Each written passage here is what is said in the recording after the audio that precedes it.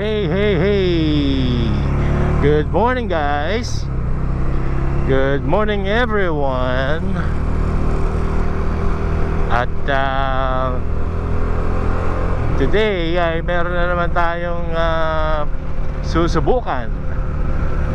At mamaya natin malalaman kung anong brand ng lavalier mic itong gamit natin today.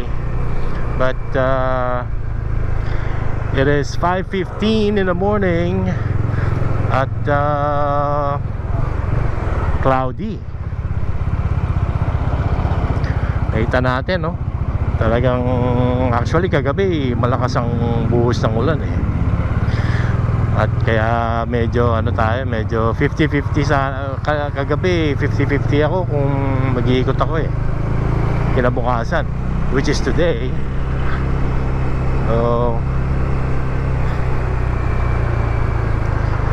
Anyway, so far so good.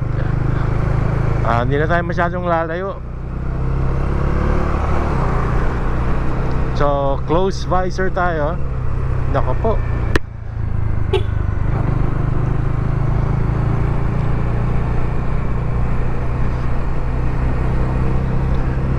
There's a couple of things that we will be testing today. Firstly, yung mga nakaraan na nag-ano tayo kinlose natin yung vent dito sa may chin bar. Kinlose natin kasi doon tayo naglalagay ng mic. And right now we open it again to see kung magkakos siya ng any noise, any type of wind noise. At malalaman natin yan mamaya in the video. Medyo marami ng sasakyan, parang tanghali na yung alas 5:15 ngayon no?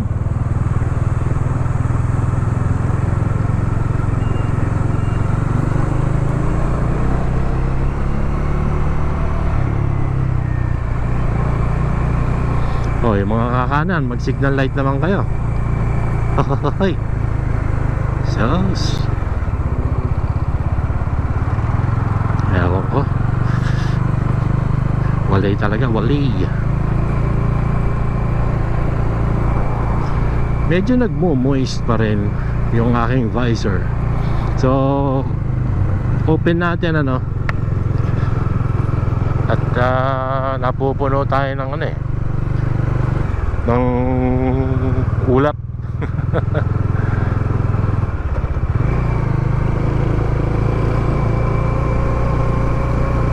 So yun,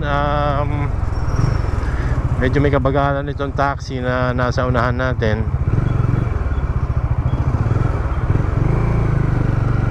Nagkukuha yata ng pasahero. Ayaw tumakbo ng mabilis Bale, mukhang kung i-clear natin yung ruta natin, parang mabibitin, So, sige, yung usual na lang. Yung sa may Pasan Juan. Yung naikutin natin. So, also nga pala, ang position ng microphone natin using this well-known brand for the first time nasa siya, nasa chin curtain. So just the same dun sa isang yung sa Orson, gumamit tayo ng Orson. At yun ay ginamit natin, kumanta tayo. Nasa chin curtain din yun. Hindi walang pops, walang clicks.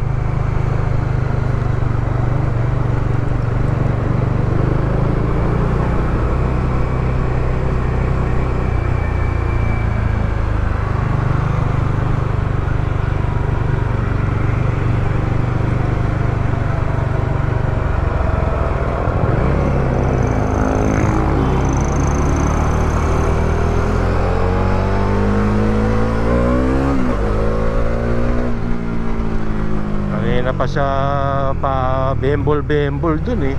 Nagtarin ko nga ng ano, ng ilaw.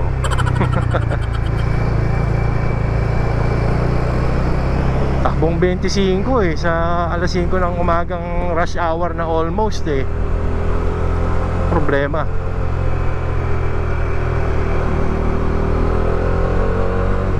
Hindi tayo abot mga sir.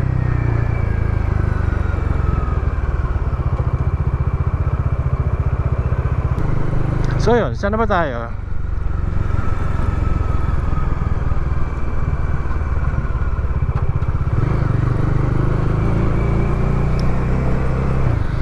So yun, same dun sa ano, sa ginamit natin na Orson boom mic. Kumanta rin tayo dito. Kinantahan din natin. And nung pinakinggan natin, wala. Malinis ang tunog niya, kahit na medyo sumesemi birit tayo sa loob ng helmet na nakasarado yung visor. Sa ano yun chin curtain yun. So maasahan natin na hindi siya magpop up or hindi siya magki-clip, hindi madi-distort ang ating sound. Kung normal yung usual lang na ano na level, volume level ng ano ng ating pagsasalita ang ating gagamitin. Hindi naman tayo hihiyaw o wala naman tayo sa concert eh. Habang nag-iikot. Ang nakikita ko na lang issue rito is paano kapag sa expressway, kasi hindi natin ma-simulate dito sa area natin yung takbong 100, 120. So anyway, hindi ko naman kailangang mag-vlog o magsalita habang nasa NLEX ano. Baga hindi yun ang goal. But at least I'm a first time GoPro user. Ang dating gamit natin is SJ Cam M20. And so I'm still curious as to how the video is gonna look like, more than how it's going to sound basically.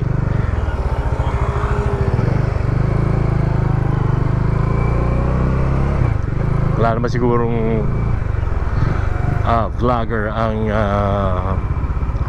magko-concentrate sa ano, sa habang nasa ano no, nasa expressway.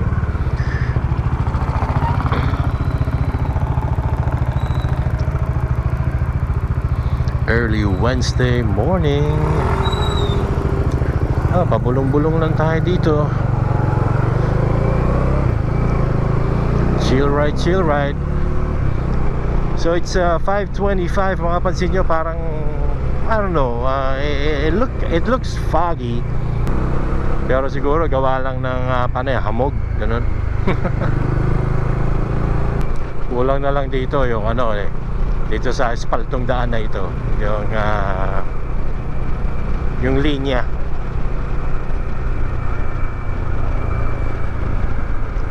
And then it's completely done.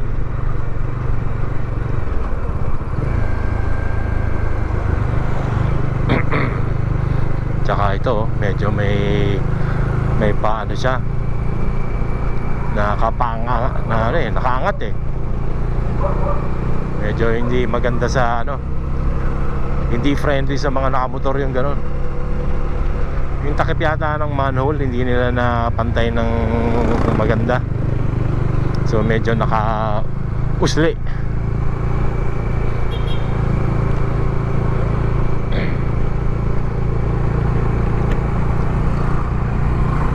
So close visor ulit.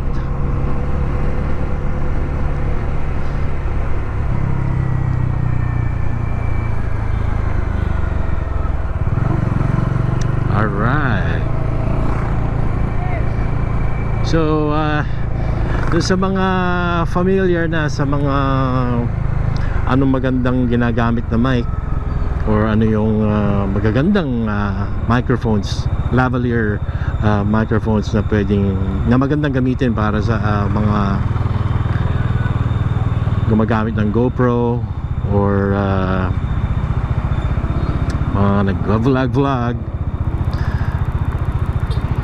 Ano kaya ang mahuhulaan kaya nila kung ano ang gamit natin ngayon?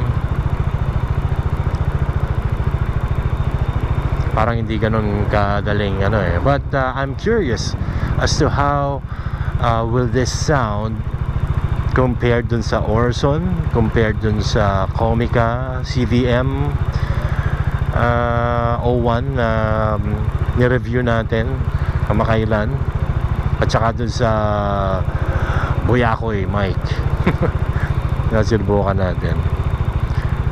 Ang kagandahan nun guys is hindi ko talaga binago yung mga walang equalization na nangyari sa mga yon. As is yon, normalized to 3 dB lang sila lahat para at least hindi wala magki-clip, ika nga.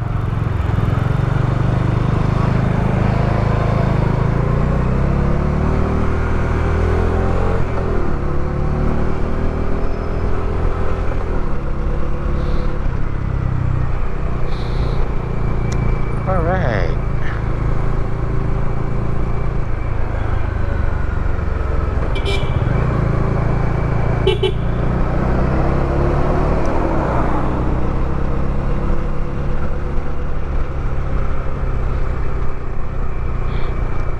Na nakakamiss ding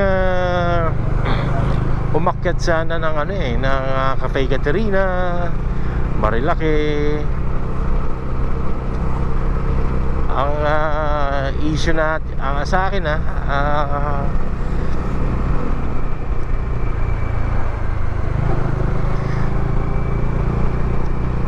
yung pagbaba kasi kainitan, tapos dadaan ka ng Kogyo. Parang yun ang hassle dun Well, kung first time ka lang namang first time mong umaakyat dun, you wouldn't mind. Pero kapag tulad ko na siguro 8 years na yata kaming pabalik-balik dun since 2015.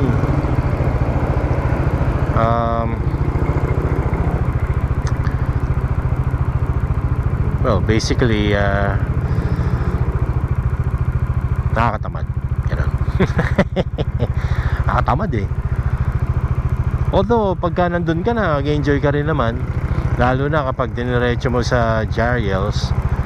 Talagang alam niyo yung hindi na kasi tayo yung tipong magpupunta ron magpi-pretend o mag-i-illusion na tayo si Balentong Rossi o si Spargaro, mga MotoGP. Hindi rin tayo nagpupunta doon para magpapitik. Wala lang, parang bakit? Ba't ka pitik? Kung mapitikan ka, okay lang, pero hindi yun ang that's not the goal. Parang sa akin personally, walang dating yun kasi wala. Thank you kapag ka nakuhaan, pero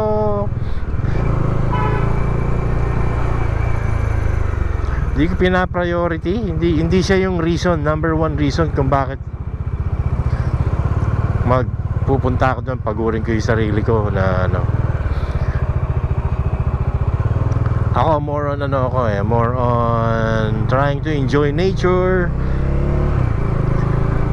relieving stress, makalanghap ng hangin.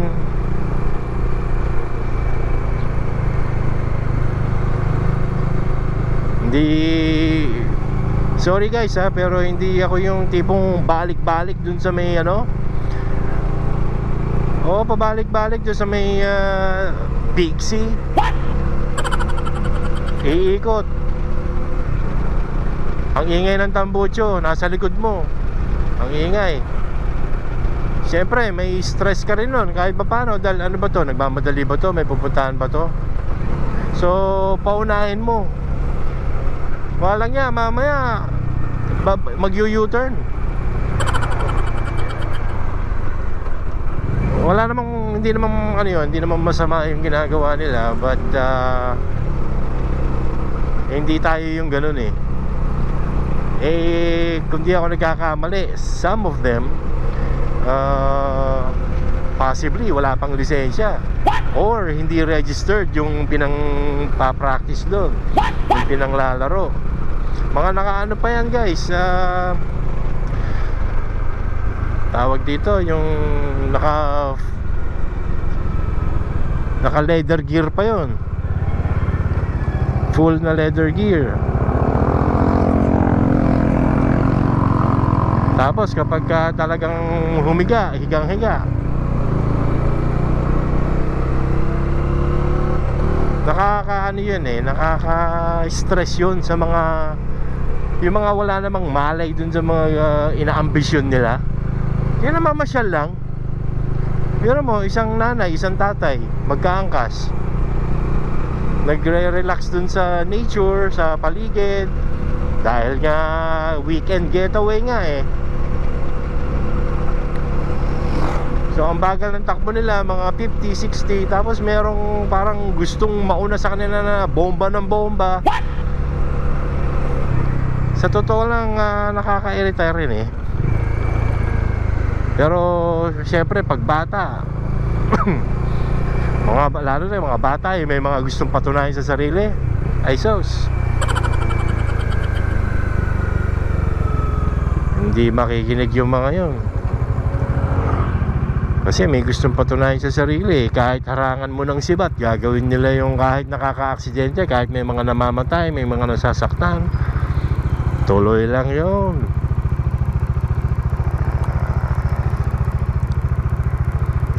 Banking now, GCash later. Well, buhay nyo yan. Well, isa yan sa ano, isa like subconsciously. Kung ako'y mag-iisip na umakyat pa doon sa Marilaki, kumain sa CK, or pagpunta sa Jariels, o umikot ka ng Real, tapos balik ka sa may ano, sa may Fami, ano eh, isa pa yung sa iniisip mo eh, baka mamaya mga tsambahan ka ng malas eh. Yung malas na dulot ng iba, diba? Kasi nga aksidente yun eh. Biro mo nagpapasahid-sahid tuhod doon, pag dumulas ang gulong noon, makikita mo ang mga motor minsan nanliliit ng gulong.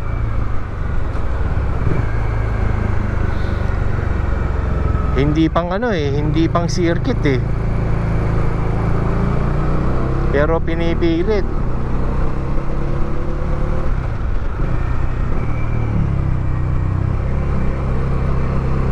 Buti sana kung dumulas yung gulong, buti sana kung sila lang. Kung matsyempohan ka, nagpupunta ka lang naman doon para ka, ika nga makapag release ng ano, ng at least nakapag-relieve ng stress, diba? So kaya kung ako, dito na lang eh, tinatimingan ko na lang yung hindi masyadong matraffic na ano. And then kapag kailangan umuwi ng ano, ng probinsya, ay doon, banat kami doon, expressway, boom, diba? Lalo na nung mahal na araw. Sayang lang wala pa yung ano natin eh, hindi pa tayo nakakuha ng GoPro ng mga time na yon. I think ang ginamit ko yung SJ Cam. Makikita nyo rin sa channel natin. na kung saan na-record ko yung 150 top speed nitong Dominar 400 UG. So ganun lang, di ba? Pamisa-misang ka lang naman magmamabilis eh. Hindi naman yung sa kurbada may nauuna sa'yo tapos bobomba-bombahan mo, tapos makikita ka sa side mirror parang aggressive yung aggressive yung posture mo eh. Parang ready to elbow drag ka eh. Sana yung mga bata sana medyo kahit paano naiisip yung ganun consideration.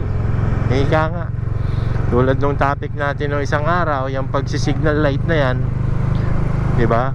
Lalo na pagka naramdaman mo meron sa likod mo, or mas maganda nga maging habit mo na kahit wala sa likod mo, kakanan ka bago ka kumanan. Siguro mga 5 kotse bago ka kumanan, kalabitin mo na. Alam mo naman kung saan ka pupunta unless nangangapa ka, diba? Pag nangangapa ka, ang ginagawa nga ng iba hazard tama?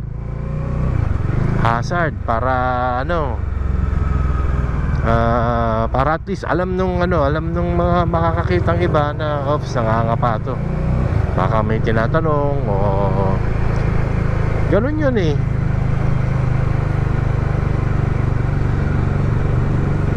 Tulad nito sila ate, yan alam mo na nakakaliwa, alam mo na kaagad yan. So tayo, libre na tayo dito sa kanan. Okay. So dahil tayo ay bibili ulit ng pandesal, dito tayo dadaan.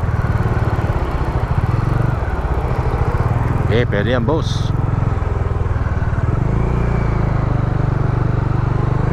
Bagal naman ni kuya. Isa pa to guys, etong pag pumapasok ka sa isang ikaw yung tulad ng ginawa natin, pumasok tayo dito sa show, huwag kang babagal-bagal. Kailangan pagpasok mo, ilabas mo agad yung sarili mo. Kasi yung mga itong padiretso na to, hindi sila yung mag-a-adjust na magbabagal pa sila kasi hindi ka pa nakakapasok ng kompleto. Ganyan din sa expressway. Kapag ikaw ay galing ng stopover, di ba? Tapos babalik ka na dun sa mismong sa expressway. Mapapansin nyo yung guhit na yung broken line sa maliliit. Kumbaga nandun yun, may reason kung bakit may ganun. Mahaba naman yun. So ibig sabihin, paglabas mo ng let's say Petron Lakeshore ba yun? O isa sa mga stopovers doon, huwag ka kagad gigitna. Meron siyang guhit na parang transition line tawag, I don't know. Pero kailangan isipin mo na yung mga diretso ang daan, hindi sila ang mag-a-adjust sa'yo. Ikaw ang mag-a-adjust. Kailangan yung speed mo medyo mabilis na pagka ipinasok mo yung sasakyan mo dun sa mismong diretsong lane na. Yun ang silbi nung maliliit na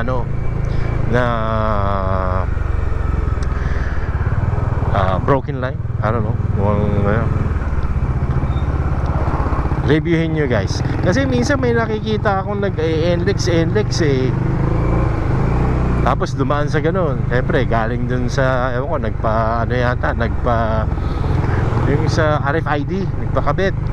Tapos lumabas sila dun sa pinagpakabitan nila. Biglang pasok lang dun sa ano eh. Biglang pasok lang siya eh. Wala namang naging aksidente, pero makikita natin parang nawala ng konsiderasyon yung ano, yung tao. Diba? Number one sa kalye, konsiderasyon. I-consider mo parate.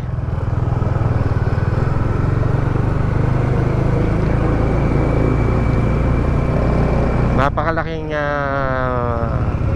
bagay ng signal lights sa isang sasakyan, pati taillight. May reason kung bakit kulay pula yan, ganyan. Minsan may nakita ako taillight kulay amber eh. Anyway, medyo mahabang topic yan pagka nag-focus tayo dyan. But pero ang reason naman kung bakit natin siya ginagawa today is para lang magsalita tayo na magsalita. Kasi microphone microphone review or test. Huwag natin kaya magsalita ng malakas, ano? Yung medyo nakakaputok ng mic. Mga Peter Piper picked a pack of pickled pepper. If Peter Piper picked a pack of pickled pepper, where's the pack of pickled pepper Peter Piper picked? Sumabog kaya? Sayang naman yung kasikatan nitong lavalier mic na to. Kung ganun lang na gano'n siya, na distort. Walay.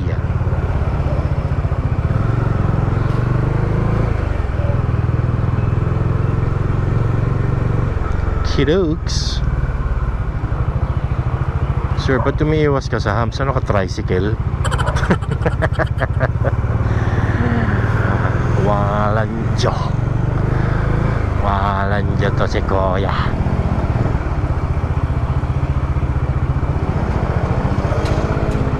Matras ba to si Sir?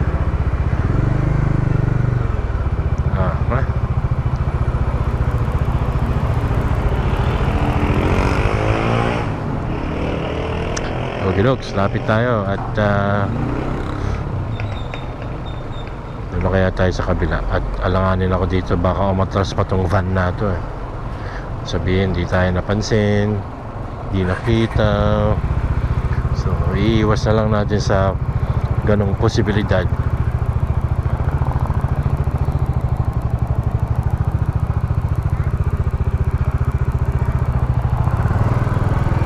Maganda na yung dito tayo pumesto sa kung saan siguradong kitang kita niya, right?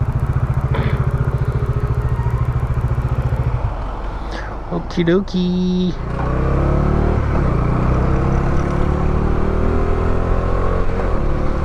Bawa naman si Kuya, tutulak ng gasolina.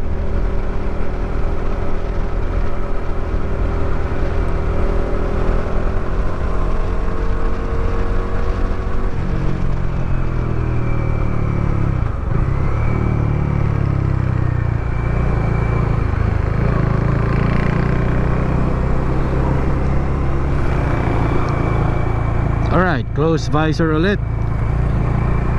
Kahit medyo mabagal ang takbo natin at expectedly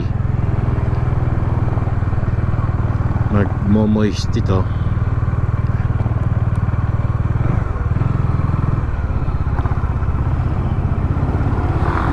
Meron pang ano to, sir, meron pang pin lock itong visor natin.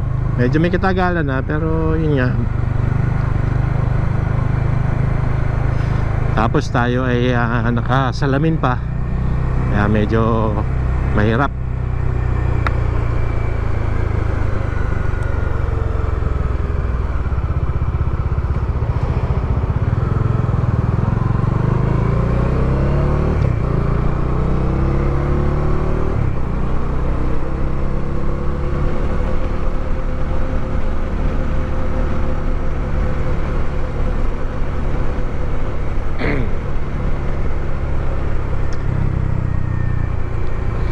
Yan, makikita nyo guys, oh.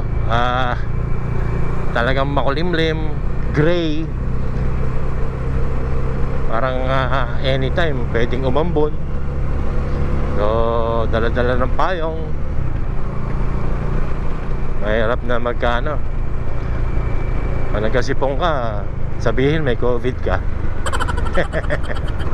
Dami pa naman takot sa COVID.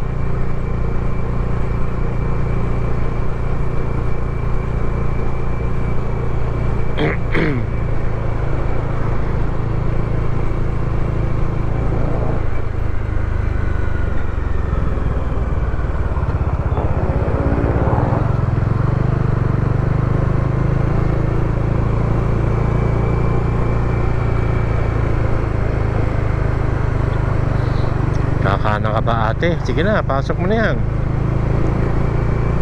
Yun. Naalala niya.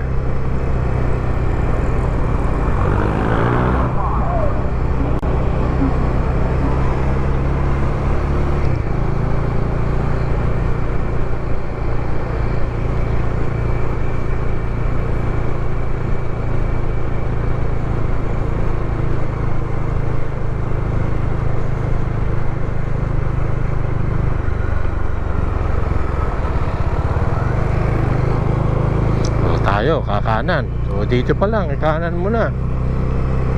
Oh. Diba? Sa yun doon ka sa ano, sa harap ka kakanan. Parang wala kang konsiderasyon nun pag gano'n. Makaka-traffic ka pa.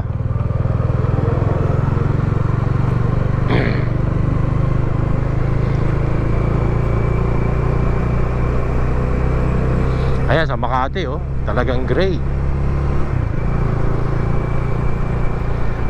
Di ako sure kung may bagyo or ano eh. O baka tag-ulan lang.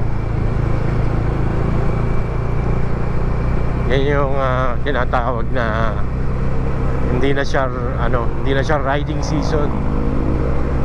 Kasi anytime pwedeng maabala ka ng ulan na yan, mabasa, madumihan. Mahirap magmotor ng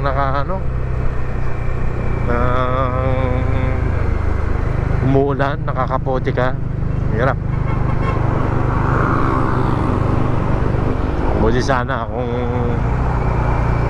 walang traffic, mag-isa ka lang.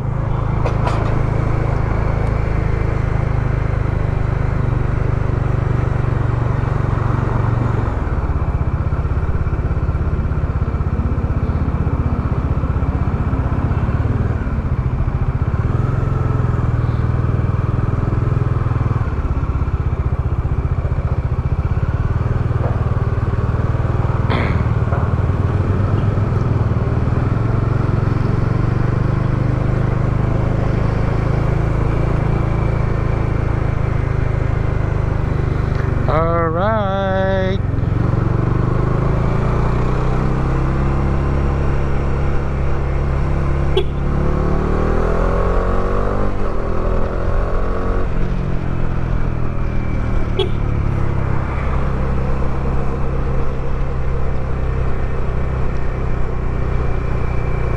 Basa ang daan, basa-basa-basa.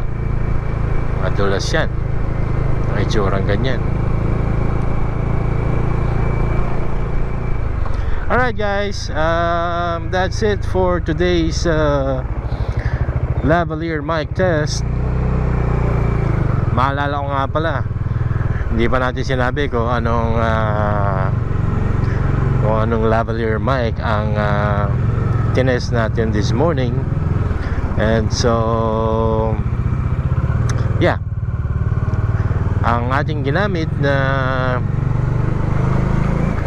lavalier mic today is yung pinakasikat, yung Purple Panda.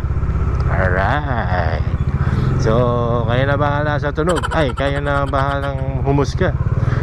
Kung meron naman tayong mga videos ng mga ilang mics na tinest natin, so kayo na mag-decide.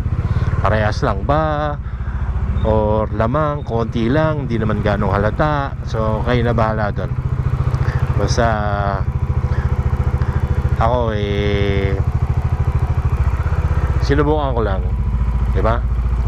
What's up? I-review natin, and then magde-decide din tayo kung anong gagamitin natin, lalo na sa mga long rides natin.